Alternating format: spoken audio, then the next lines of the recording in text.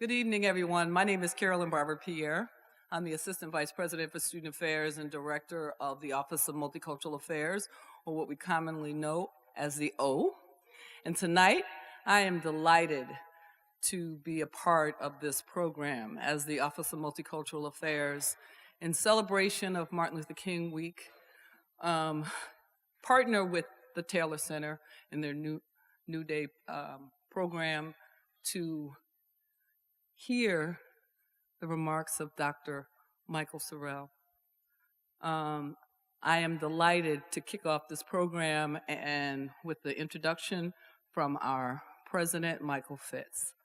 Thank you.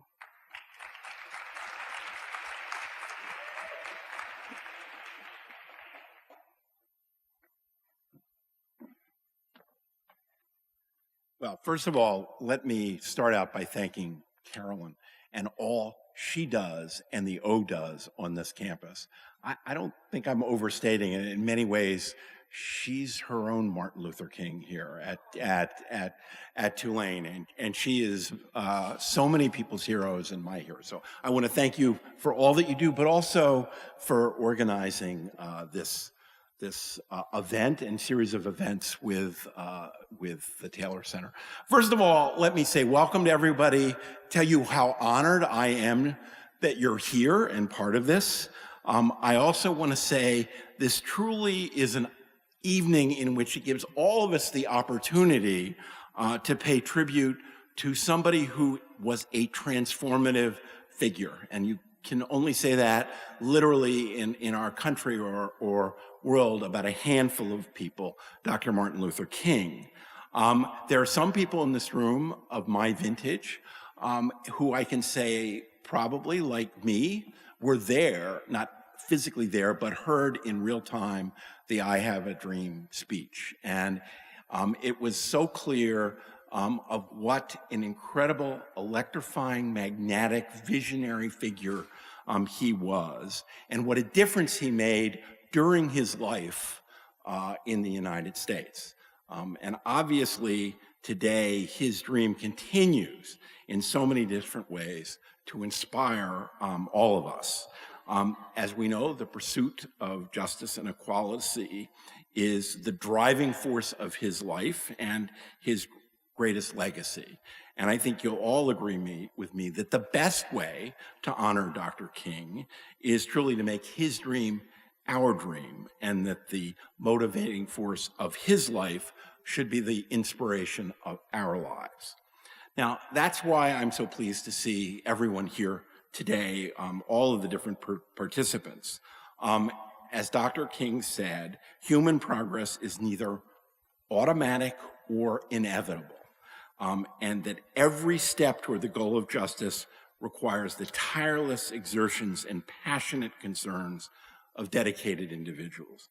And that's why I'm so proud to see representatives from the different universities and the community here today. And of course, I want to make particular note of Professor Tanya Tetlow, who is here from our next door neighbor and partner, Loyola University, and thank her for coming to this event.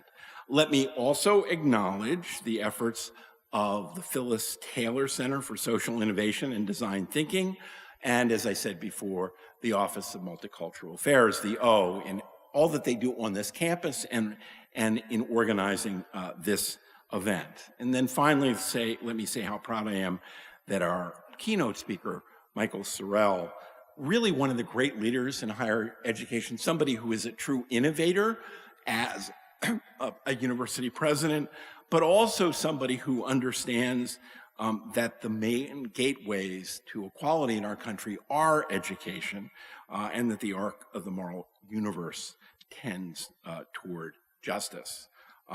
Now, my colleague Ken Schwartz, who served as Dean of Tulane School of Architecture from 2008 to 18, will formally introduce Dr. Sorrell.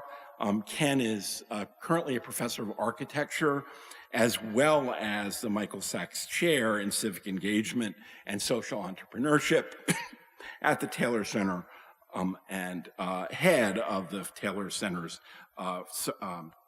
for Social Innovation and Design Thinking. Obviously, he in his own life has been deeply involved in a whole variety of issues of social engagement and how to pursue social justice, both at the Taylor Center as well as the School of Architecture. I should note that the Design Intelligence magazine named him one of the top 25 architectural educators in the United States last year. So without further ado, let me turn the podium over to my colleague, Professor Ken Schwartz.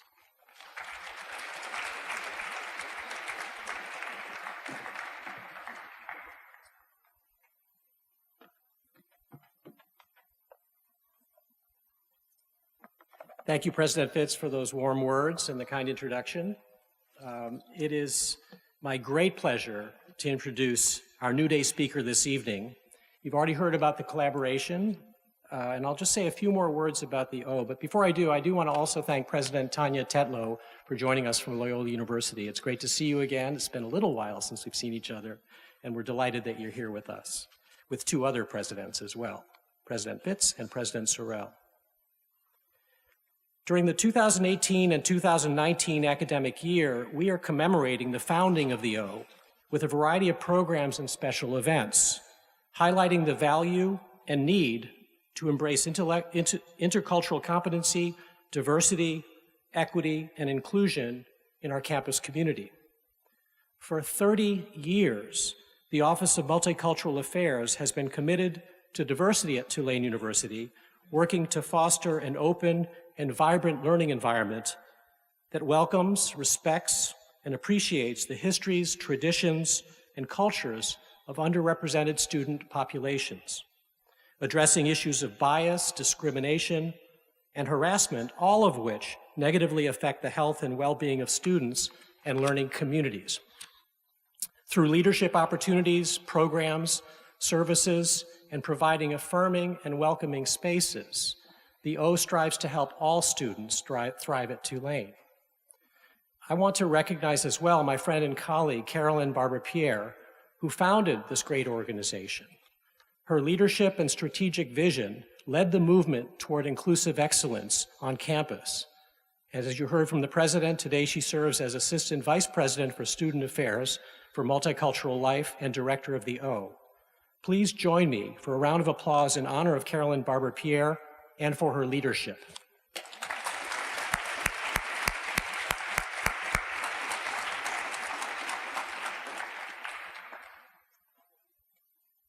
And on to this, I wanted to make one other announcement, sort of on behalf of the O. There's a big event coming up next week. The Office of Multicultural Affairs and the Amistad Research Center present 2018 MacArthur Genius Grant recipient, the Reverend Dr. William J. Barber II, for a lecture on January 30th in this auditorium.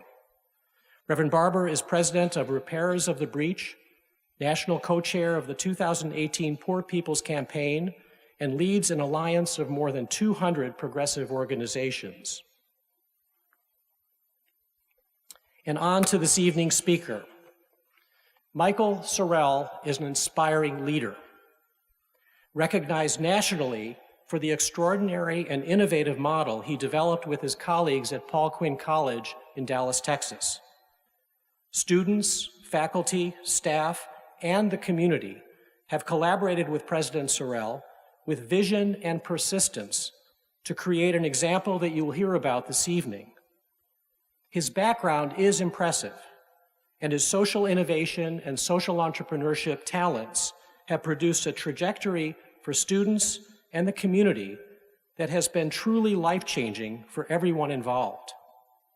Some of us at Tulane had the chance to hear and meet President Sorrell 3 years ago when we hosted a national conference of changemakers here on campus, the so-called Ashoka U Exchange. We wanted to entice him back here so he could address an even wider audience of students, faculty, and the community members in New Orleans, and that is why he is with us this evening. President Sorrell received his Bachelor of Arts in Government from Oberlin College, his JD and MA in Public Policy from Duke University, and his doctorate in education from the University of Pennsylvania. Sorrell is the only 3-time recipient of the HBCU Male President of the Year Award and nominated for this award 6 times.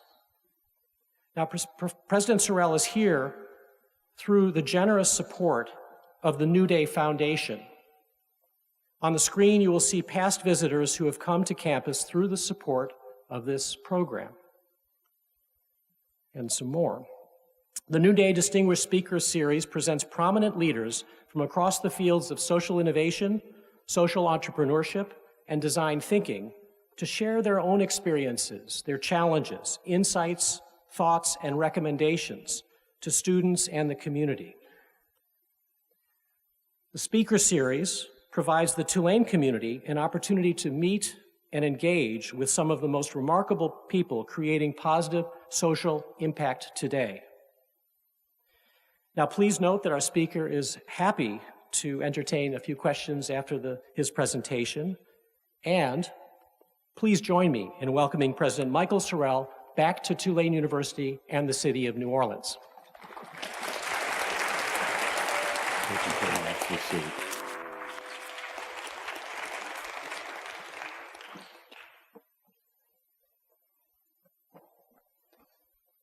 Good evening, Tulane. Good evening. Okay, we're gonna have to do this again. I am the president of a historically black college. Historically black colleges come from the black church tradition. The black church tradition is a call and response tradition. You just gave me a Catholic church response. All right, I know this because I spent from 5th grade to 12th grade in Catholic schools. We're gonna try this from perhaps more of a Baptist response, all right? So good evening, Tulane. Good evening. That is so much better. We're still gonna have to work on the people in the back, but that's promising. It is a pleasure to be here tonight. I want to thank Kenneth and the folks at the Taylor Center for the incredible hospitality and the kindness and the invitation.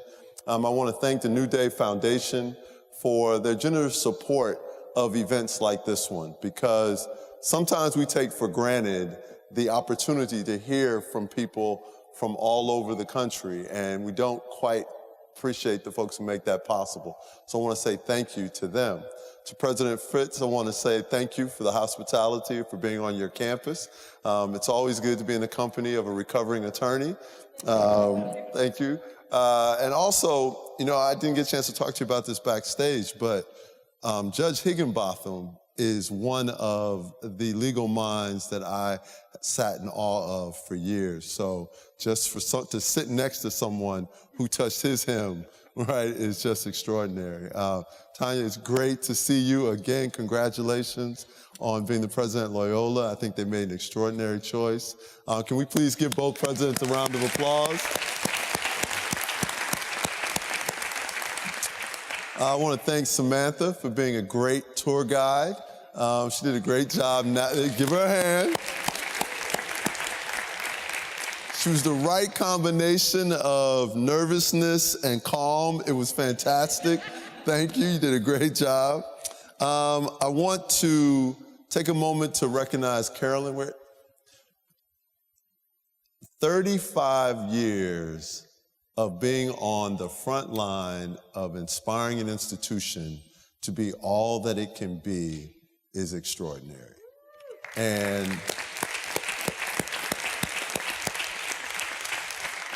because it's cool having these conversations now. It was not cool having those conversations 35 years ago, right?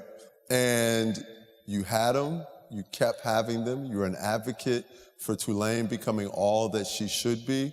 And I just think it's extraordinary, your persistence and your resilience and the fact that you have pushed this institution forward. So thank you for your work as well. Now, I also understand that we have some students maybe from Xavier. Do we have any? All right, so HBCU love. Okay, HBCU love, right? It is great to have you here. Do we have any from Dillard? Because I don't want to misstep. And all right, so we're only going to talk about Xavier right now. Okay, So thank you very much for coming out in the rain. I know it took some commitment, so I appreciate you all being here. Please give your president my regards. And New Orleans is a special place to me. My family is from here. My father grew up in New Orleans. My mother went to college. My mother, my grandmother, my godfather, my aunt, all went to college here in this city as well. So it is a special place, a place that I appreciate. But tonight, I want, for the little bit of time that we have together, I want to talk about something a little bit different. It's always a challenge when you are invited to speak during what I like to call MLK month, right? Because you have a choice. You can grab some of the amazing words that he uttered as he pushed this country forward, as he pushed this society forward. He was an extraordinary individual, but what made him extraordinary to me was his use of justice. And as I thought about how do I talk about Dr. King, how do I marry Dr. King and this idea of innovation that the Taylor Center is so deeply invested in, it occurred to me that we should look at justice as a source of inspiration for innovation. Because the reality of it is that that's what justice is. It forces us to innovate because we are looking at a society that we know doesn't live up to its promise. And so tonight, for the time that we are together, I want to talk about the opportunity to serve those who have never been served. To serve those who have never been served. To serve those who have never been served, you must do what has never been done. Dr. Chris Dowdy. You probably have never heard of Chris Dowdy. I have, because he's my Vice President of Academic Affairs at Paul Quinn. And we spend a lot of time together talking about how, and both of us have a deep passion for change and making our society become everything that it should be, especially for those people who have been left out, who have been marginalized. We have a Bible passage at Paul Quinn, Isaiah 58, verses 9 through 12, and the passage really talks about being repairers of the breach, being people who stand in the gap for others, being people who repair houses, repair streets, repair society. That is what we are challenged to do. But to do that in a society where so many people are suffering, you must find a way to serve those who have never been served and to do it in a way that has never been done. And I just want us to keep that in the forefront of our mind when we talk about justice tonight, because ultimately that is what justice beckons us to do. That is what it calls us to do. Now, this is important because this is what we deal with every day at Paul Quinn. An imbalance between rich and poor is the oldest and most fatal ailment of all republics. We have spent the entirety of man trying to address the discrepancy between the haves and the have-nots, and we've not done it well. And we have done that because in order to fully address that discrepancy, some folks have to give a little bit, and some folks have to change a little bit. And it is always hard for people to give, and it is hard for people to change. So that tension exists. But I love this quote because it reminds me every day that the fight that we are fighting is one that people have been fighting for all of time. This last quote is by Bob Marley because every movement's got to have a soundtrack, right? You got to have a theme song. I am a Bob Marley fan. He was someone who really invested in revolutionary music. And the idea that we must get up, stand up, and don't give up the fight, that is what this is about. This is our theme song. So I know that this is MLK month, and I know that I just expanded him from a day to a month, okay? Ride with me, we'll get there eventually, okay? But I grew up inspired by a different civil rights set of heroes. I grew up inspired by Charles Hamilton Houston and Thurgood Marshall. And not necessarily the version of Thurgood Marshall that grew up that was the Supreme Court justice. My inspiration came from the work that he and Charles did together when they were at Howard and when they were at the NAACP Legal Defense Fund. They fought a system of cases and brought them through the court systems that changed our society. And it was innovative how they pushed the legal system to do things that it had never done before. You can't have a less friendly environment than a Jim Crow environment as you're arguing cases to change the Jim Crow environment. We like to talk about stacking the courts. Those courts were stacked in a way that seems unimaginable today. But they built these cases. They pushed this country forward. And I found it brilliant. I found it extraordinary that people could take something that had never been used for such a thing before and transform it. And part of what reminded me of this is when I was in law school at Duke, my first semester of law school, we didn't talk about any issues that excited me. We talked about criminal law, which was cool. We talked about criminal procedure, which I wound up being a corporate securities lawyer, so wasn't really a lot of interest in Civ Pro and Crim Pro in my world. But it wasn't until second semester that my professor Walter Dellinger in Con Law brought the law alive to me. And he talked about how the Commerce Clause was used to strike a blow in the heart of Jim Crow. And I had never thought about that before, right? To me, I thought that the civil rights movement was about justice. And what he introduced was this idea that justice comes in many forms, and sometimes justice needs a hand. And it was fascinating, it was illuminating, and I was grateful for the opportunity. But Charles Hamilton Houston and Thurgood Marshall inspired me to ask myself, what am I going to do to help this fight for justice? And that's where my love affair with justice began. I believe in justice. I believe in a society where people are treated fairly, where they are given an opportunity to succeed, where they can be the best that they can be, and the laws of the land are applied justly. It's just that simple. That is my foundational belief. So as we go forward tonight to talk about justice and to talk about innovation, I want us to think about this from the perspective of what justice means to each of us. And as you apply that, think about justice as it applies to you, but think about justice as it applies to those that don't have the resources that we have. Because all too often in this country, justice applies to just us, those of us with the ability to access it, with the ability, and by ability, I mean the resources to access it. I also believe in a concept called we over me. This is the institutional ethos at Paul Quinn College. At Paul Quinn College, we believe that the needs of a community must supersede the wants of the individual. You don't get to be selfish in our world. We are always asking ourselves, what can we do better for those that may never come through our doors?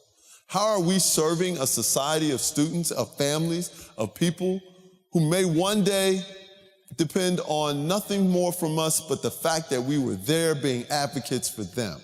We have a responsibility to do more for others, even if those others may not ever cross our personal path. We still have a right to show up for them as well. I believe that institutions of higher education should turn themselves outward and address the needs of the communities they serve. All too often, and you know this at Tulane, you all have one of the only requirements, if not the only requirements in the country, about students doing mandatory community service. And your version of community service, which I applaud you for, is not the prototypical poverty tourism version, right? Because many schools send their students out to do service, and all they're doing is checking a box. They meet their requirement, and then they leave people where they were. Tulane has chosen not to do that. Tulane has chosen to engage. And engagement is messy, it's difficult, it's imperfect, but it is the path that we have to take. And I applaud you for that. But that is what I believe. I believe that institutions must turn themselves outward and address the issues of the communities they serve. I also believe in these 6 principles. I think poverty is evil. I think the idea that 40 million people live every day in the clutches of poverty in a country with so much wealth is despicable. And I think it's something that we should devote our lives to fixing. I believe debt is bad. I'm always amused by schools that tell students that the way out of poverty is debt. The way out of poverty is money, right? It's a simple concept. People have more money, they get out of poverty. That is a concept that I believe in, that we practice every day at Paul Quinn. I believe everyone can learn. I'm so tired of hearing about people talk about how hard it is to teach students from under-resourced communities. Is the problem the students, or is the problem that you don't know how to reach them? Right? That you don't know how to teach them. It's not rocket science. If you design a system that speaks to their interest, if you design a system that speaks to the interest of any student, they will thrive. If they see themselves in the material comes alive to them. If they see hope in the material comes alive to them.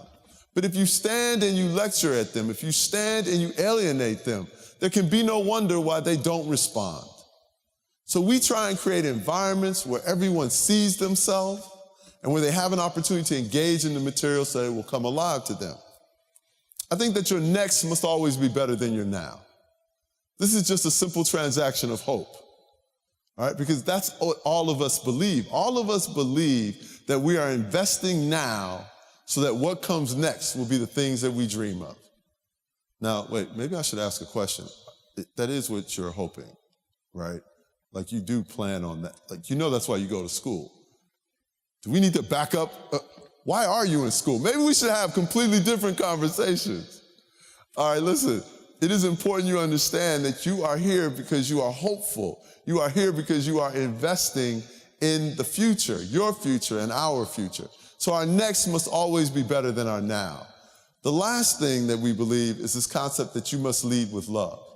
Now, when I was a new college president, I made a horrible mistake. I was stressed out. Well, I probably made lots of mistakes, but this one in particular. I was stressed out. I had taken over an institution that had 30 days of cash in the bank, right? And we were on the 28th day. By the way, that wasn't what the search committee told me when they called, right? Like, in fact, let me give you a little bit of career advice, okay? If people call you up and offer you a job that you didn't apply for, run, okay? Run. If you are somewhere thinking, oh, I can't believe it, people love me, I am great, right? You are an egomaniac and you need help, all right? Chances are you got that job because no one else wanted it, all right? That is what happened to me. True story. I was driving down the highway going to scout Kevin Durant, you know, big basketball fan. I was part of a group. We were negotiating to buy the Memphis Grizzlies. And I was going to be a small owner of the team and be the president of the franchise. And I get a call from the new board chair, Paul Quinn, says, hey, how would you like to be president? I'm sort of like, really? But I didn't apply for the job. Yeah, don't worry about that, right? I said, I don't have any experience in education other than a bunch of degrees. He's like, yeah, no, you'll be great at this, right? And so then I turned around and I said, well, listen, we're buying a basketball team and we're moving to Memphis and I have no idea what you're gonna pay me, but I'm pretty sure they're gonna pay me more, right? And so I took the job. I probably didn't do sufficient due diligence. That's how you wind up with 30 days of cash on hand, all right? So I'm stressed out. And at the time, in the president's dining room, we had pictures of all the former presidents on the wall. And because I was the newest president, I was the last picture on the wall. And every day I lived with the prospects that the school could close. And then my picture would be the last picture on the wall. And all I could think about was, please, God, Don't let the school survive Reconstruction. Don't let the school survive the Depression. Don't let the school survive Jim Crow, and let Michael Sorrell kill it, right? That is all I could think about, and I was stressed out. And so there was a young man, he and I got into an argument on campus, and we're yelling at each other, right? And by the way, it was not my finest presidential moment, okay? But you have to be authentic and you have to be honest, right? Who I was then is not who I am now, and thank goodness for that. But he and I are arguing, we're walking through, we're going up to my office, we're going back and forth, and we get to my office, he sits down in a chair and breaks down in tears. And I have no idea what to do with that. I was too deeply invested in my own machismo, okay? I was too far gone. I grew up in Chicago. In big cities like that, you know, men crying in the middle of an altercation didn't really have a track record with that, right? And thankfully, one of my staff members was in the room, and she's the quintessential Southern mother, right? Just, she comforted him, she nurtured him, she ushered him out of the room, and then she came back in, she sat down, and she turned her attention on me. And just so we're clear, I didn't get any of the warm, fuzzy stuff that he got, right? She says to me, she says, she scratches her head, she says, "Baby, I know you love our students." She said, "And I met your mother, and your mother was tough. She was tough on you, but you have never lived 1 second of your life wondering if you were loved." She said, "In fact, you show all the characteristics of someone who's been overloved." And I'm like, did you just talk about my mama? Right? And she said, "I know you love our students, but if you want them," she said, "but let me ask you a question." She said, "If you have never known love, how will you ever hear anything other than tough?" She said, "If you want our students to follow you, if you want them to trust you, if you want the rest of us to come with you, you're gonna have to learn to lead with love." The single best piece of advice I have ever been given. It saved my presidency. Frankly, it saved my life. It's made me a better person. It's made me a better father, a better husband. Well, I wasn't even a husband then. That might have had something to do with it, right? So we can say it made me a husband, okay? But it changed me because it helped me understand that a big part of leadership is compassion, it is vulnerability, it is accessibility. And from that moment on, I changed the way that I engage with my students. So if you are on our campus, it's nothing for you to hear us talk about, how are you, right? Do you need anything? You know we love you. We have your back, right? That is who we are, and that's the culture that we've built, and that's the culture that our students respond to. And I would argue it's the culture that everyone responds to. So this is the goal. This is what we've come to do. We want to end poverty. We want to end poverty because of everything that we see that poverty does. We want to end poverty because of stories like this one. No one should live like this, right? Look at her home. And this isn't some make-believe story. I know people who live in houses like that because I have visited some of my students' homes that look like that, right? I have sat and eaten suppers with their families and been just incredibly humbled by the genuine kindness of their soul and inviting me into their world. But just because people are managing to survive in those environments doesn't mean those environments should exist. We can fix this. We have the ability to fix this. We simply have to choose to fix this. This is why it's the goal. Our motivation is that today's American educational system is defined by poverty.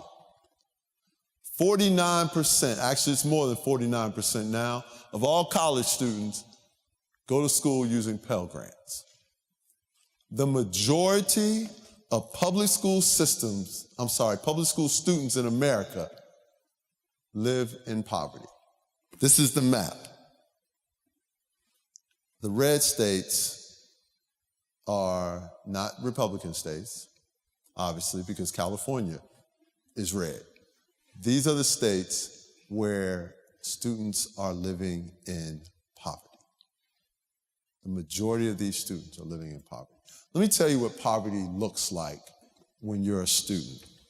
It's free and reduced lunches. And free and reduced lunches mean that if you weren't in school, you have no guarantee of having a balanced meal. Imagine what life is like if you don't know where your next meal is coming from or what it's going to be. If that's your life, you may not have lights when you get home. If that's your life, you may not have a home. Now, here's the thing. I'm asking you to imagine it, but I promise you this. There are students at Tulane who have that experience, right? They have that experience. They walk among you. And for many of us, they are invisible. And I'm not asking you to do anything other than open your mind to the possibility that this is someone else's reality that you know. That's why the work that the O does is so important. That's why creating environments where people can exist and not feel like they're outsiders is so important. Because if wealth is commonplace and you are an outlier, do you ever feel welcome? Do you ever feel like you're a member of that community? That's hard. This is our reality in America. So what are we going to do about it? Because if 49% of the students in college are on Pell Grants before the majority of students coming from public K through 12 education are coming from low-income backgrounds, what do you think happens going forward? This becomes the reality in higher education. We're motivated because 40 million Americans live in poverty. We're motivated because 2 years ago, billionaires made so much money that they could have ended extreme poverty 7 times over. Let that just sink in for a moment. In 1 year, they made so much money that poverty could have been eradicated. What exactly do you need all of that money for? I mean, I'm all for people being rich, right? I am a fan of wealth. I want to be very clear. God willing, I hope everyone who wants to be wealthy is wealthy. I want all my students to be wealthy. My point is this. If in 1 year you make that much money, how about just take a year off? Take a year off, reallocate your wealth, and let's do something really meaningful. You'll still be really rich. You will, I promise. You're not going to the poorhouse if you take a year off. But what does it say about society that we let this happen? That we don't talk about this? We have to talk about this. And we have been criticized at Paul Quinn for taking on the fight for trying to end intergenerational poverty. We've been told it's too hard. You'll never do that. You sound stupid talking about it. Okay, I'll take that. Right? I think you sound stupid telling us that we sound stupid talking about it, but I'm not here to give you a value judgment on it, right? But my point is this. Since the people who could do something about it choose not to, the rest of us can't sit on the sidelines. So we've decided to get in that fight. We're also motivated by the fact that high school students are unprepared for college. Only 46% of SAT takers actually make the benchmark for college readiness. 54% of students who take the SAT, who, by the way, that means that they have college aspirations. What about the ones who aren't taking the SAT? 54% of those students are determined not to be college ready. That motivates us. College graduates are unprepared for the workforce. 79% of all employers want their entry-level hires to come to them with real-world work experience. It's the entry-level hires, right? Like, that's what job training programs are for. Like, that's what how does that work, right? But on the flip side, 50% of college graduates wish that their schools had helped them get real-world work experience. So the employers want things that the colleges aren't providing. The students want things that the colleges aren't providing. That's part of our motivation. Our motivation is that college is too expensive. 70% of college graduates graduate with significant student loan debt. 70%. 44 million Americans collectively hold $1.5 trillion in student debt. What are we doing? All right, the average student loan debt for people graduating from school is $37,000. $37,000. When I took over at Paul Quinn, and when we changed, and we're going to talk about this a little later, when we changed our model, our students were graduating with $50,000 or more in debt because they were staying for 6 years. All right? That's unconscionable from where we sit. Our students are working all the time. 75% of college students work more than 20 hours per week. Right? Everyone is already working. Just out of curiosity, how many people in this room have a part-time job? Exactly. How many people in this room are college students? So the numbers shake out. All right? So this is what we're going to talk about for the rest of our time together. This is justice to us. Justice to us is designing a system that speaks to the reality of students coming to school now. Justice to us is designing a college that speaks to the fact that our students are working and are stressed out, that our students are struggling economically and are stressed out, that our students are coming to us a little bit behind. But we understand something that's very, very simple. Every rose doesn't bloom on the first day of spring, but it doesn't mean that that won't be a beautiful rose in just a few days. So justice to us is speaking to the needs that are presented to you, speaking to the needs that people actually have. This is where we have built this model. It is the urban work college model and reality-based education, and this is what it looks like. Reality-based education is combining the real-world work experience of the work college program with the Quinnite arts, and we're going to talk about the Quinnite arts in a second. Here's the work college model. We cut tuition and fees by $10,000. We were charging around $24,000 a year. We cut it down to a little over $14,000. It's up now to about $15,500, and that's everything. That's room, board, student activity fees, everything we could think of, $15,500, okay? That's even charging a small fee for laundry so that the laundry machines don't require you to go out looking for quarters when you got to do the laundry.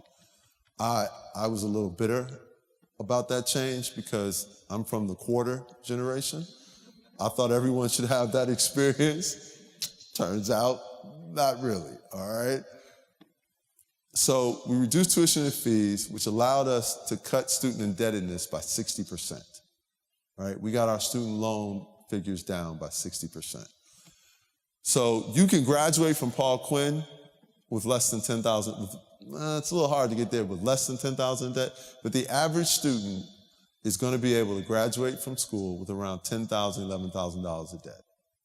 All right. We get there because we created a program where students go to school year-round for 2 years. Okay? This, then, oh, look, I see her. She just gave me that, like, what are you talking about? Look, right? No, it was all over your face, right? I can see it from the stage, all right? This is how it works. We have a summer bridge program where you come in before you start school. You get 9 hours of academic credit, all right? You then go into your semester, and students average around 15 hours a semester, okay? We keep you that next summer. You go home for 3 weeks, and then we keep you for the summer, and you take 12 to 15 more hours. So by the time you get to what is technically considered the beginning of your sophomore year, you have picked up 30, say you took 12, that's 21, you picked up 51 hours. You're well on your way to graduating early, okay, which then allows you to hold down the cost of attendance. Another little quirk that we have that adds to our reality-based experience, our first semester is over at Thanksgiving. All right, because it's a hardship on many students to try and go home or find someplace to go for Thanksgiving, come back for 3 weeks, and then go home for Christmas. That's one of those unintentional decisions that institutions make just because they've always done it that way, that if you're a student that lives on the margins, you are cognizant of that burden. And by the way, all students seem to like to go home early. So we send everyone home early. Our students love it. And you know who else loves it? Our faculty and staff, right? Like we made that change and they were like, wait, the students are gone till January, right? They were dancing, you know, it was fantastic, all right? But it works really well. So we changed that system. Our students work the first 2 years on campus, the last 2 years in corporate work partners, which allows them to get off campus, to practice what they've been taught, and to have some kind of idea what it's like to really work in that space. For lots of students, it's the first time they've had internships like that, right? Now, lots of students are working, but they're working places like fast food restaurants.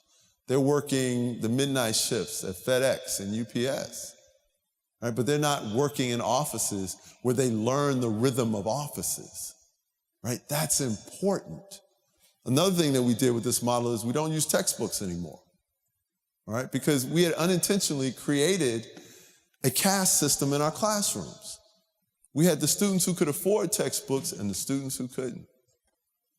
And it turns out that if you're given a choice between rent, food, and Chaucer's going to lose every single time.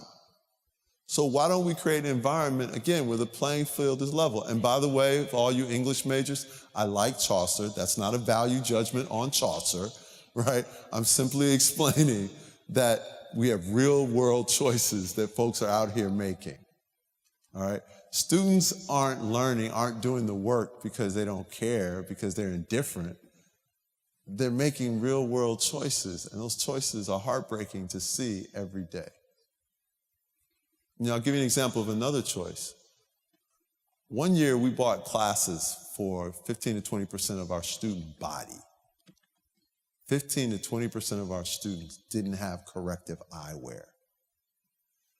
Can you imagine what it's like to sit in a class and not be able to see the board? Not be able to see anything around you?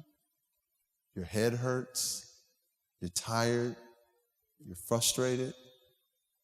You're not going to do your reading afterwards. You're not thinking about what the lecture is.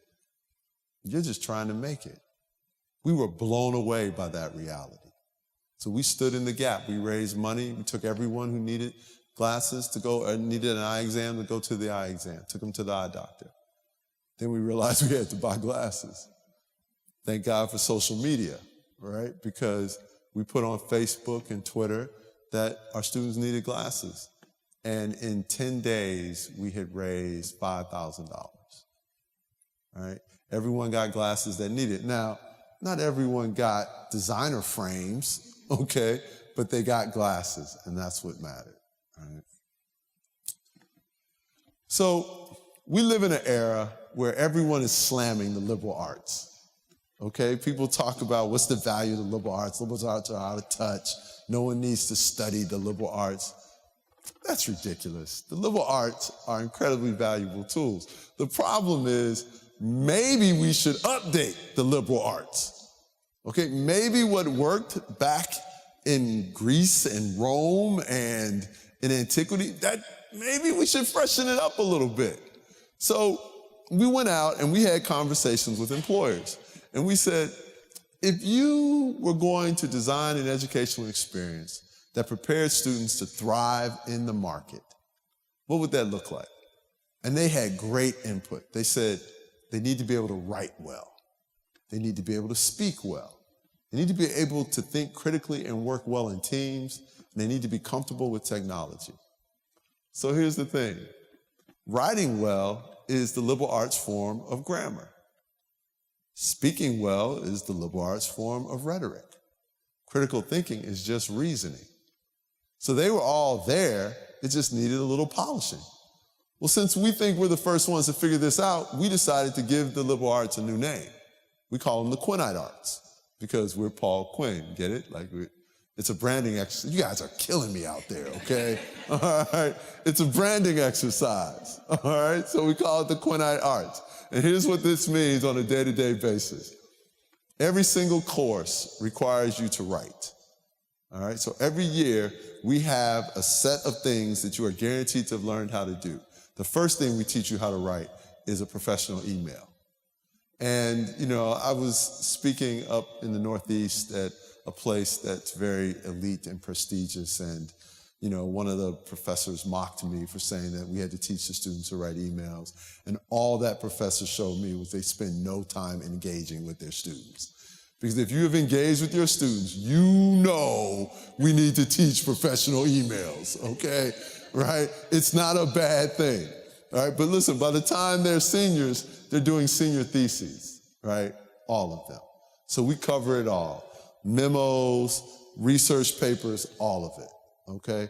But every course, there's a writing requirement. Whether you are taking a PE course, health and wellness, whatever it is, you have a writing component.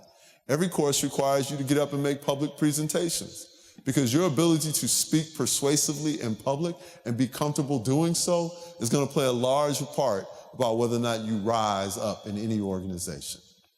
All right? You have to be able to speak confidently and persuasively, and people need to like listening to you. Well, you don't pick that skill up overnight. You develop that. So every course you take at Paul Quinn now requires you to get up and make public presentations. Every course requires you to work in teams, to do group projects. We do project-based learning. They're group projects that require you to solve a real-world problem because that's how you learn to do it. Right? And then the last one is building digital mastery. Because we are living in a society where you are going to have to be comfortable with technology. And newsflash, that doesn't mean that you're comfortable with Snapchat. Doesn't mean you're comfortable with Instagram. It means you're comfortable at a higher level engaging with the demands of the digital reality. So here's how we communicate that. Starting next fall, each semester, our students pick up a different certificate and credential. They will stack those credentials. So by the time that they graduate, if you're a freshman, you will have picked up 8 credentials that allow you to manipulate the digital space. Here's what that looks like. First credential you're going to learn is to become Microsoft Office certified. And you may think, well, that's not exactly high-level coding. Do you know you can make $70,000 to $80,000 a year simply being Microsoft Office certified? And since colleges in America don't graduate every single student that enters their doors, maybe giving people the ability to make $80,000 a year as compared to $25,000 a year or $30,000 a year, maybe we've advanced their lives even then. Okay, so we're proud of that. Now, by the time you get to be a senior, we are dealing with coding and things like that. But when you graduate from Paul Quinn, you have an academic transcript which talks about what you've learned to think and the subject matter you've mastered. You have a work transcript which explains what you've learned to do for 4 years. Then you have a set of stackable credentials which allow you to move easily in and out of the digital space. So for $15,000 a year, you will graduate with 3 different ways of earning a living. We think that's a win, right? Thank you. Now, in keeping with tonight's theme, we also think that's justice, right? Because it's speaking to the needs of people who have those needs, right? That's innovation, because we are finding areas that need to be improved upon and then improving upon those areas. So let's do a quick case study of what Paul Quinn College has become since we've begun implementing these changes. But here's a snapshot of who we are. 85% of our students are on Pell Grants. 20% of our students are from Latinx origins, right? And people are always shocked about our Hispanic student enrollment number.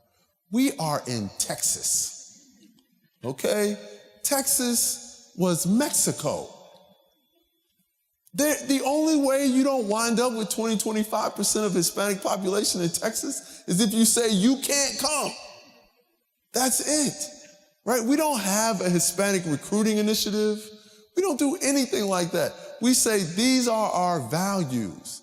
Do you believe that you should leave places better than you found them? Do you believe that you should live a life that matters? Do you believe you should leave from wherever you are? Do you believe that you should love something greater than yourself? Do you believe that you can choose the harder right over the easier wrong without apparent regard to self-interest? Do you believe that you can be my kind without being my color? Do you believe in the basic premise of we over me? If you subscribe to those values, you can come to Paul Quinn. We don't care what color you are. We don't care who your mother was, who your father is. All we care about is that you subscribe to those values and you want a life that we can help you live. That's it, right? The other thing that's interesting about us is 40% of our students come from outside the state of Texas, right? We recruit students from the inner cities of this country. That is what we do. We are an institution dedicated to creating a welcoming environment for students who come from Pell Grant backgrounds. We believe in a simple thing. We think if you're a Catholic, you have wonderful Catholic institutions like Loyola, you have Notre Dame. If you're a Mormon, you have Brigham Young. If you are a black woman, you have Spelman. And I say that because my wife makes me, because she's a Spelman alum, and I believe in a happy home, okay? But we think that if you are a Pell Grant student, you should have Paul Quinn, right? That we should be that beacon of light for you. And that's what we try and do. Here's an example of one. This is Jasmine Norman. She's from Frederick Douglass High School in Memphis, Tennessee. She was the salutatorian of her class. Every year we engage in a project with a group called Dear World, which I think you guys know. They're from New Orleans. And you write messages about what you identify with on your body. She wanted us to know she's a rose that grew from the concrete. Now, this doesn't look like a Tupac crowd, but it's a Tupac reference, right? You can Google that when you get home. You can Google it right now, right? Like, you'll get it, okay? Here's what else we've done. At graduation time, 74% of our graduates have jobs. We raised our retention rate from 33% when I got there to it's currently 71%, okay? And let me just tell you how hard that is to do, all right? Because institutions that don't place a premium on nurturing and keeping their students, they didn't develop those habits overnight. They've been built up over time. We're very proud of that number. We're also proud of the fact that our enrollment has increased 250% since 2010. All right, it's increased so much, 3 of the last 5 years we've had to use waiting lists because we can't accommodate all of the interest of people in entering the institution. In fact, we're building a brand new, I'm gonna brag a little bit. We have started construction on the first new building on our campus in 40 years, right? 40 years. We are so excited. I mean, let me tell you, when I got to Paul Quinn, we had 15 abandoned buildings. The entire front of the campus was abandoned buildings, all right? I'll tell you a true story. I was recruiting at a high school, and, I'm talking about the school, what we're gonna be, and, I got a high school where there were a couple soulful individuals in the crowd. And one of the young ladies wanted to embarrass me. And she said, "Your school is jankety," right? She said, y'all got grass and trees growing on the roofs of the buildings. I see it when I drive by every day. And I'm like, ooh, she's right. Right? I was like, but I'm not gonna lose a fight to a 17-year-old, right? I said, wait a minute, are you talking about our new eco-friendly roof? That's a green roof, right? That is a science project. If you went to Paul Quinn, you know that, right? And she was like, I mean, listen, you can either have lemons or you can have lemonade, all right? I went with lemonade, okay? But the point is, we were a bad institution. 12 years ago, we were an institution standing on the verge of closing. We were 18 months away from closing. So to be an institution where the enrollment has increased like that, where the retention rate has increased like that, that is the hard work of a lot of amazing people, and I am proud to be their colleague. Here's another evidence of one of our successes. We were in a food desert. We were actually closer to the city's garbage dump than we were a grocery store. Think about that. What does that say to a neighborhood? That you can get to the garbage dump faster than you can get to a grocery store?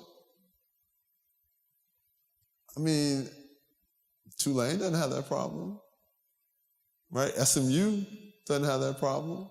So why was it okay for the neighborhood surrounding Paul Quinn to have that problem? It wasn't. So we terminated our football program, and we turned the football field into an organic farm. And yes, it upset the football team, okay? They was only so upset they could be because, they weren't playing for the national championship every year, all right? And I would really talk about them, except this is being videotaped, and I promised the ex-football players that I would stop talking about how they lost every game. But the reality of it is we needed to do something about it. We needed to draw attention to people, our plight. And we spent 2 years trying to convince folks to build a grocery store on our campus. We offered free land. We told grocers, we will give you the land if you will build a grocery store for our community. All you have to promise is that you will hire people from the community. And no one took us up on the offer. Right? And I was naive. I thought, how hard can it be? Like, I played Monopoly as a kid. If you are the only thing, you win. Right? Apparently, it's a little more complicated than that. All right? So we got lucky, though. One day, got a phone call from, Trammell S. Crow, a donor that we did not know, had never met before, and wanted to go to lunch. And he and I went to lunch, and we hit it off. And, he's the son of a multi-billion-dollar empire, right? So, I'd had dinner with the president of SMU a few weeks before, and I'd asked him for advice on fundraising. And he said, when you're with people of means, ask them for something. Get them in the habit of supporting your institution. So this was my first chance to test that theory. So, we're talking, we're getting along, and I'm like, the people in our neighborhood need a grocery store. Now, mind you, if he'd given me the money for a grocery store, I had no idea what I would have done with it. Never run a grocery store before, right? But we were going to figure it out. So, we start talking about the grocery store, and he starts talking about community gardens and how much he cares about community gardens, how valuable community gardens are. I had never put the word community and garden together in a sentence before in my life. But I recognize we're not getting a grocery store. So my response is, I have recently become fascinated by community gardens myself, right? And he offers to build a community garden. That turns into a conversation with Pepsi, which turned into us turning the entire football field into an organic farm. Thank you. Our largest customer is the Dallas Cowboys, right? Yeah, so America's team eats our kale. So we share the unique distinction that we have sent more kale to the NFL than we ever sent football players, right? So it works, but that's justice, right? That's innovating for causes where people need them, right? That's the version of justice that we've fallen in love with. So these are some of our partners, right? These are partners from the work program. These are, and we call donors investors. These are people who have invested in our students and our dream. And they're some of the best companies in the world and some of the best foundations in the world. And this is what's next. We are scaling. So we're going to scale the small college experience seen through our eyes. Our goal is to build a global network of urban work colleges. We opened up our first new campus this past fall in Plano, Texas, where we're beta testing an idea. We think we can build a college experience based off of apartment complexes because our students deal with housing insecurity. And why don't we just take that out of the equation? Why don't we just have 12-month leases at apartment complexes, and then we build the educational experience around that space? So if we cohort it, we think we can teach certain disciplines in those spaces, rent space from our corporate partners where the students are going to work, and that way we cut out millions of dollars of overhead and savings that we can then pass along to the students. We think that we can make this work.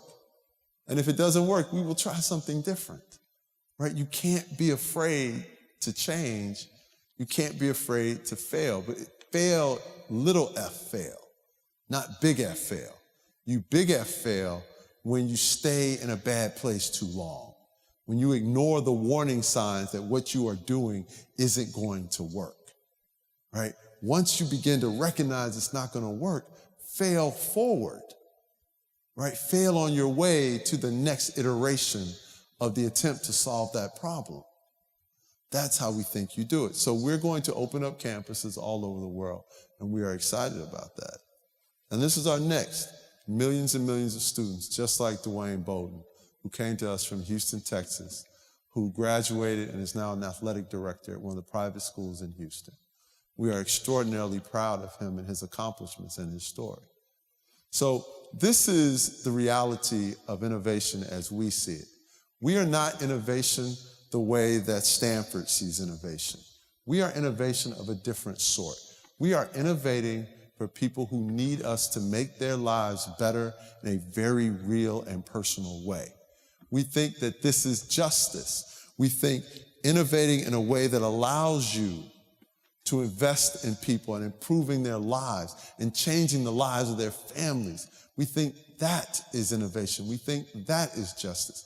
What we think higher education has to do, what we think this country has to do, is find more people who fall in love with that version of justice. Fall in love with the version of justice that allows you to improve everyone's life while at the same time you are improving your own. We don't think people should be cast aside. We don't think that we should look at their realities of poverty and say you're poor because you didn't work hard enough. No. People work really hard, right? Have you ever tried to cobble together a living working 3 part-time jobs, all of them paying minimum wage and none of them providing you health care? Have you ever tried to cobble together a life of working hard where you've got to depend on buses that might or might not run on time? Like, that's not people who won't work hard. All we're saying is, why don't we make it easier for people to embrace their true potential and their ability? Why don't we grab that version of justice? Why don't we grab that version of justice and use that to spur us to innovate? So I appreciate the opportunity to come to you tonight and talk about this. I appreciate you being willing to brave the rain to have this conversation. What I will appreciate even more is learning what you do with the idea of falling in love with justice in a way that allows you to innovate to improve other people's lives. Because when you do that, then you are living up to Dr. King's dream. It's not just about society which welcomes you regardless of your race. It's about a society that welcomes you regardless of your place of origin. It's about creating a society that tells you that where you start does not have to predict where you finish. All we should want is for everyone in our midst to have the ability to be in an environment where they can use their talents to the fullest. Because when we do that, we will finally achieve the idea of justice for all. Thank you.